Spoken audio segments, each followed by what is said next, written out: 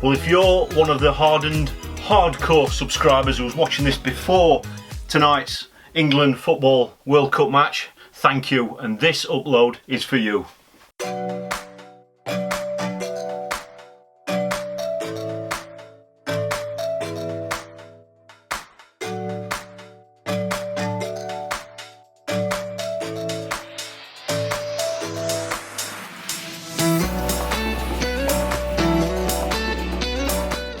Yes, I've loaded this on earlier for you tonight. In less than an hour, England kick off in their third group match. I know how important that is to a lot of you.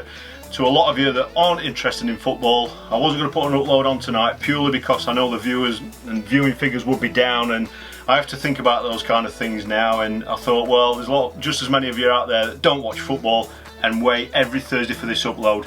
So I've got to keep my end of the bargain, and tonight this is this week's Thursday night vlog.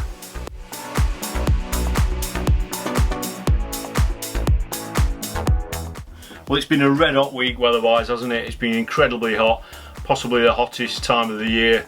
It can't really get much hotter than that in this country, can it? I've been stuck in an office all week, but I know a lot of you out there aren't connected on social media like myself and a lot of the people that I associate with. So I know you appreciate me keeping you in the loop with some of the major competitions that have taken place over the last 7 days, and we've seen some big names get through to finals again. Andy Bennett has done it again, you know, his kind of venue, F1 fishing, and obviously Snake Lake type fishing. He's done it again. He's through to another major final. He's through to the Maver Match this final. I think that's his third appearance in that competition. Fantastic, Andy, you're just relentless, mate, absolutely awesome. There was a Riverfest qualifier up on the River Swale, and Mr McGuinness has done it again. Fantastic, well done, mate. You've got a fantastic record on there in that competition. So 3 more lads there through to another major final. Nathan Watson through to another Fishermania final. I think it was down at Gold Valley where he qualified. Absolutely over the moon for you, Nathan, if you're watching, mate. I think, is this going to be your 6th or 7th appearance in a Fisho final? Absolutely fantastic. And a lot of you probably aren't aware of, there was a competition a few years ago called the Champion of Champions, and basically they got all past winners of the Fishermania to compete for one, I think it was about £10,000. Nathan won that up against some really big names, and guess what, the final this year is on Hayfield Lakes, which is, I know, is a venue that Nathan spends loads of time on, so you've got to fancy him as one of the favourites. So massive well done, Nathan. And last week as well, Ferry Meadows. We know the sport there has been a little bit up and down, but there was another Feeder Masters qualifier there. These 3 lads qualified. Another fantastic job for them on a very, very tough venue. You know, the conditions as well weren't favourable for that sort of fishing, but I'm sure they don't care about that. 3 of them through to the £12,000 Feeder Masters final down at Bow Beach. Topped off the match with Mick Viles, who won the match. Well done, Mick, if you're watching. That leads me into nicely about where Mick is right now. He'll be over in Italy now for just starting preparations for the World Feeder Fishing Championships, which take place next weekend. This will be the first time in about 5 years that I won't actually be at the Feeder World Championships, purely because, you know, I'm just struggling to get time off work. You know, it's been a year, as subscribers will know, that I've been fishing abroad more this year and spent more time off work, just kind of getting more experience fishing abroad in competitions. And sadly, that's just meant that I won't be able to be in Italy next week to help support the lads and run the bank and stuff like I have done in previous years.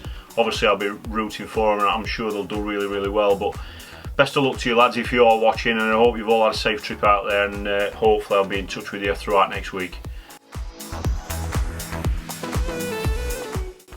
Well, there's been loads of Q&As again coming this week. Obviously, a lot of you really enjoyed the 4-minute Friday format that I brought back last weekend. If you didn't watch that, that's on last Friday.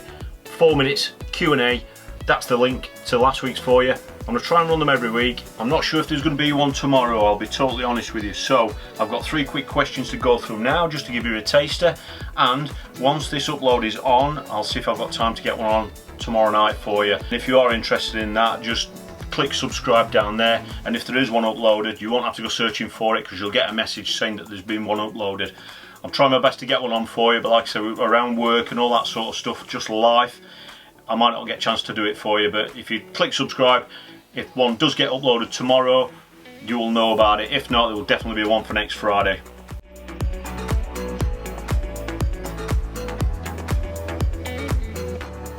So tonight's list, I've handpicked 3 out for you, just because I think these are ones that might appeal to more of the subscribers and viewers instead of just the individual that's asked the question. So the first question was, Jamie, do you always add particles to your groundbait as you go, or do you add them all in one go right at the start of the session? No, it's very, very rare that I ever do that. So what I tend to do is I have the ball of groundbait next to me on my side tray, and I just add particles as I go. I do that for a couple of reasons. One reason is obviously if you're putting casters in there or chopped worm and stuff like that, if you were to add them all in one big go, then obviously throughout the session that bait is going to get old, the casters could darken off and start to flow. Worms are obviously not going to be as fresh as what they are, you know, after 2 or 3 hours. If they've been in there all that time, it's not going to be as fresh, and I just don't think you're going to get the benefit from it as you do with fresh bait. The other reason is you can control your bait. So say for example you start off and you've had 6 or 7 casts with 6 or 7 full feeders of bait. If you suddenly decide that that's too much and you want to cut back, just fill it with ground bait. If you put all your particles into your mix, then you can't do that, you know, so it just gives you more flexibility. The only time when I do add particles into a mix are on 2 occasions. One is when I'm going to be boshing it at the start and putting down a bed of bait. What I'll do is I'll take a portion of the ground bait out that I want to feed in one go, put it in a separate bowl, I'll put my bait in there, mix it all together, and that is my mix for that initial feed, and that's when I will feed that. The only other time I'll add particles directly into my mix is if I'm speed fishing or you're catching lots of fish quickly. What I will do is one corner of the ground bait bowl, I'll just add you know, enough loose offerings to keep me going for about 15 or 20 casts, and just mix it around in one corner of the bowl, just because obviously reeling in, if you're catching fish quickly, it's quicker to just quickly scoop and fill your feeder and you're back out fishing. And when you're fishing like that, you know, you can just keep putting, you know, a bit more ground bait into the corner of the bowl, add a few more fresh particles, and just keep it going that way. So I generally prefer to add the particles as I go.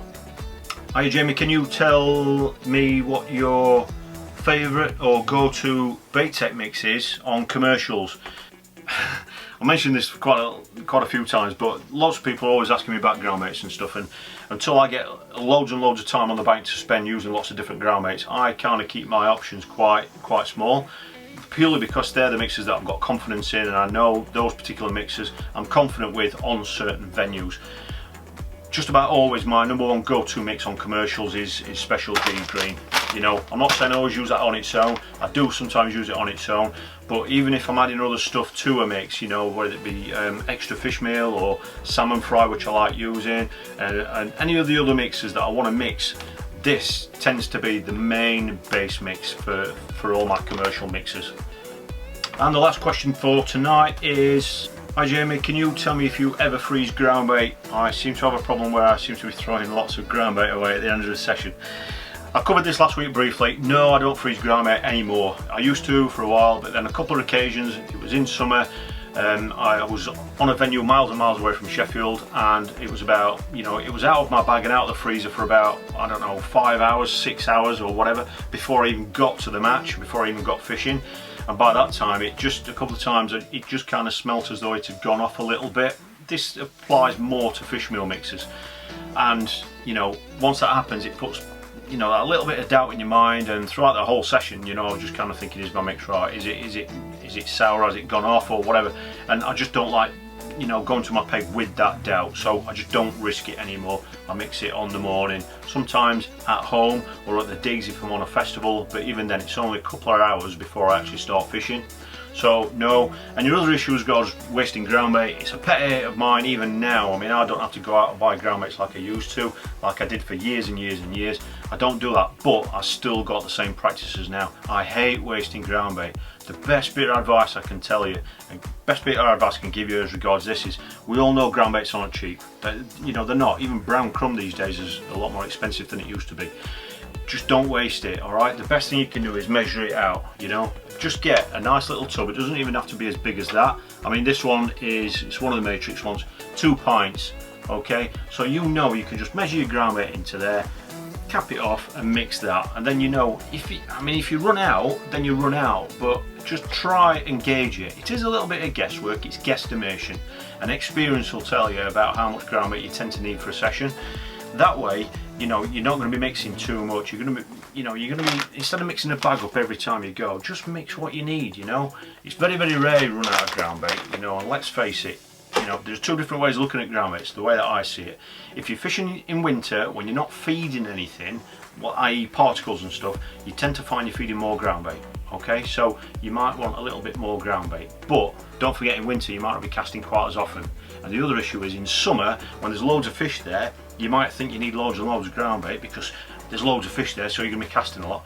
That's not necessarily the case, because in summer, because there's lots of fish there, you tend to be feeding more particles. So that means you're feeding less groundbait because there's that many particles in your feeder. Sometimes you're only just capping it off with groundbait, so you might find, even in summer when you're catching a fish at chuck, you might only use that much groundbait because the rest of your feeder is just packed with maggots or casters or chopped worm. So just think about it, and then whilst you're just getting, you know, feeling your way into about how much groundbait you might be needing, when you get home, just write down exactly what you've mixed, and you'll gradually build up a bit of a picture about how much you might need for a session at any given time of year on a certain venue, and that'll just help you on your next session to just not mix too much groundbait. When some groundbaits are £4, £5, £6 a bag, it's easy to start, you know, throwing money away, and it makes fishing more expensive, and the more expensive your fishing is, the less likely you are to enjoy it. That's just my opinion, but it's good practice, and yeah, it'll help you enjoy your fishing more.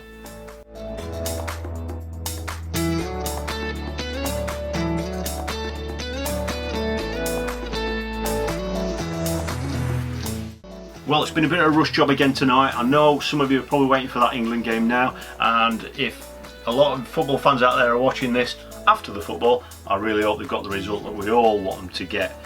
This weekend for me, I've just got one match on the radar. As this video comes to you now, things may change tomorrow, but there's definitely one match. That's a Feeder Masters qualifier, only my second one of the year. It's on the River Trent. Really looking forward to it, you know.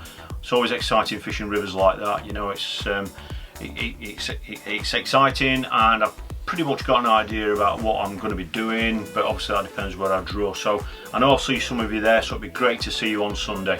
Thanks for watching tonight, really appreciate it. I've trimmed tonight up a little bit because a lot of you have been asking about when the new videos are coming from the bankside. I uploaded one last week, and I'll put the link there for you for anybody that's interested. It's just out on a commercial, fishing a waggler, and I know probably none of you have ever seen me do that before.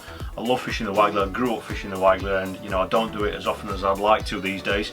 That's the link for the video if you're interested. All the clips from this video, all the bits of padding and the B-roll as they call it, has all been from that video. So if you like the look of some of those, at the end of the video there's a link direct to that video that you can check out. It was only uploaded a few days ago, and it's definitely something different from what you've probably seen me upload in the past, and a sign of some of the videos that are on the way. So thanks for watching, really appreciate it. If you haven't subscribed already, just click subscribe. That'll keep you in the loop with all these videos, and please, if you like this video, you want to see more of them, just click that like button. It really does make a difference, trust me.